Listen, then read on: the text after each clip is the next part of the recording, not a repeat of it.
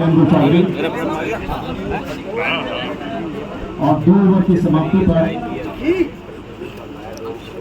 Score बढ़कर पहुंचा है 13 रन बिना किसी नुकसान के समृद्धि टाइगर्स का।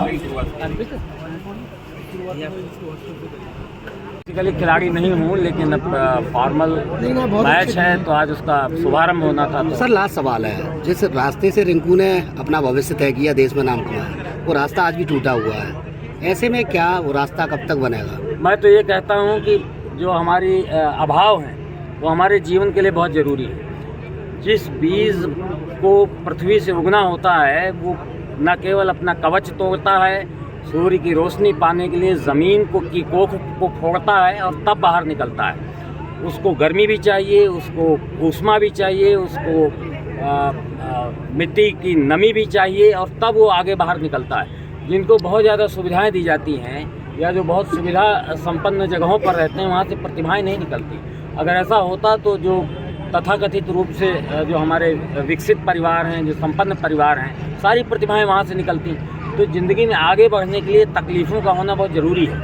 और कोई भी अभाव, कोई भी प्रतिकूल परिस्थिति किसी भी प्रतिभावान बच्चे को आगे बढ़ने से नहीं रोक सकती, बल्कि उसके अंदर वो जिजीविसा और ललक और पैदा हो जाती है कि मुझे कोई भी प्रतिकूलताएं हों उसको तोड़कर बाहर आना है। तो रास्ता टूटा हो तो क्या फ़र्क पड़ता है, गर्मी हो तो क्या फ़र्क पड़ता है, आपको एक टाइम का भोजन नहीं मिला तो भी क्या फ़र्क पड़ता है। अभाव कितना भी हो वो आपकी ललक को ओवरकम नहीं कर सकता, वो आपकी ललक को तोड़ नहीं सकता। तो रिंकू स्वयं इसका जिंदा उदाहरण है और अन्य बच्चों के लिए प्रेरणा है। तो हम सब जिस भी स्थान पर आए हैं, अपने अपने हिस्से का स्ट्रगल, अपने अपने हिस्से की समस्याओं को जूझ कर ही आए हैं। तो ये एक कॉन्सेप्ट बनाना कि सब बहुत अच्छा होगा तो कुछ लोग अच्छे निकलेंगे, ऐसा नहीं है। परिस्थितियाँ कैसी भी हों, अच्छी हों या बुरी, अगर हम में प्रतिभा है तो हम उनसे लड़ते, झगड़ते, जूझते, फांदते अपने आप को विकसित करते हुए अपना मकाम हासिल। जिस तरीके से पीएम और सीएम खेलो इंडिया के तस्वीर को आगे बढ़ा, क्या लगता है अलीगढ़ में जैसे है या और भी तमाम तो खेल को प्रोत्साहन दे रहे हैं? बिल्कुल। आप देखिए, कुछ दिन पहले तक हमको स्पॉन्सर नहीं मिलते थे, आज हमको स्पॉन्सर मिल रहे हैं। यहाँ के अभी के हॉस्पिटल है, उन्होंने अपनी एक टीम बनाई है। ऐसे बहुत सारे उद्यमी हैं, शेखर सराफ हैं, उन्होंने अपनी टीम बनाई है।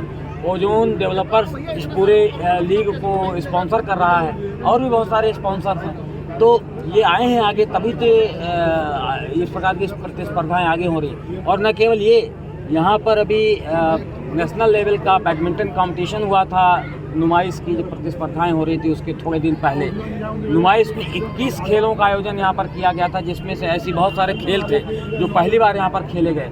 तो इन्हीं सब के माध्यम से जो हमारे स्थानीय प्रतिभाएं हैं उनको मौका मिलता है, क्षेत्रीय प्रतिभाओं को मौका मिलता है। तो इसमें समाज को अपना कंट्रीब्यूशन देना चाहिए। हर बात के लिए सरकार की ओर देखना भी ठीक नहीं। सरकार अपना माहौल बनाती है और मुझे खुशी हो रही है कि यहाँ के स्थानीय उद्यमी और धनी लोग आगे आ रहे हैं और बच्चों को प्रोत्साहित कर रहे हैं। बेसिकली खिलाड़ी नहीं हूँ, लेकिन अब फॉर्मल मैच है तो आज उसका शुभारंभ होना था। सर लास्ट सवाल है, जिस रास्ते से रिंकू ने अपना भविष्य तय किया, देश में नाम कमाया, वो रास्ता आज भी टूटा हुआ है। ऐसे में क्या वो रास्ता कब तक बनेगा? मैं तो ये कहता हूँ कि जो हमारी अभाव है वो हमारे जीवन के लिए बहुत ज़रूरी है। जिस बीज को पृथ्वी से उगना होता है वो न केवल अपना कवच तोड़ता है, सूर्य की रोशनी पाने के लिए ज़मीन की कोख को फोड़ता है और तब बाहर निकलता है। उसको गर्मी भी चाहिए, उसको ऊष्मा भी चाहिए, उसको मिट्टी की नमी भी चाहिए और तब वो आगे बाहर निकलता है। जिनको बहुत ज़्यादा सुविधाएं दी जाती हैं या जो बहुत सुविधा संपन्न जगहों पर रहते हैं, वहाँ से प्रतिभाएं नहीं निकलती।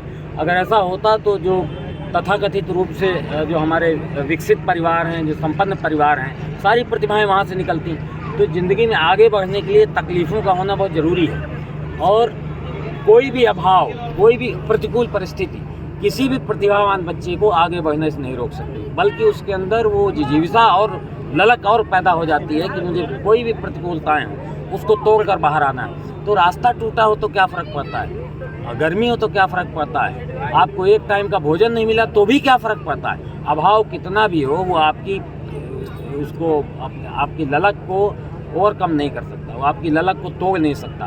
तो रिंकू स्वयं इसका जिंदा उदाहरण है और अन्य बच्चों के लिए प्रेरणा है। तो हम सब जिस भी स्थान पर आए हैं, अपने अपने हिस्से का स्ट्रगल, अपने अपने हिस्से की समस्याओं को जूझ कर ही आए हैं। तो ये एक कॉन्सेप्ट बनाना कि सब बहुत अच्छा होगा तो कुछ लोग अच्छे निकलेंगे, ऐसा नहीं है। परिस्थितियाँ कैसी भी हों, अच्छी हों या बुरी, अगर हम में प्रतिभा है तो हम उनसे लड़ते झगड़ते जूझते फांदते अपने आप को विकसित करते हुए अपना मकाम सर हासिल जिस करते तरीके से पीएम और सीएम खेलो इंडिया के तत्व को आगे बढ़ा रहे हैं, क्या लगता है अलीगढ़ में जैसे ओजोन है या और भी तमाम तो खेल को प्रोत्साहन दे रहे हैं? बिल्कुल। आप देखिए, कुछ दिन पहले तक हमको स्पॉन्सर नहीं मिलते थे, आज हमको स्पॉन्सर मिल रहे हैं। यहाँ के अभी के हॉस्पिटल है, उन्होंने अपनी एक टीम बनाई है। ऐसे बहुत सारे उद्यमी हैं, शेखर सराफ हैं, उन्होंने अपनी टीम बनाई है।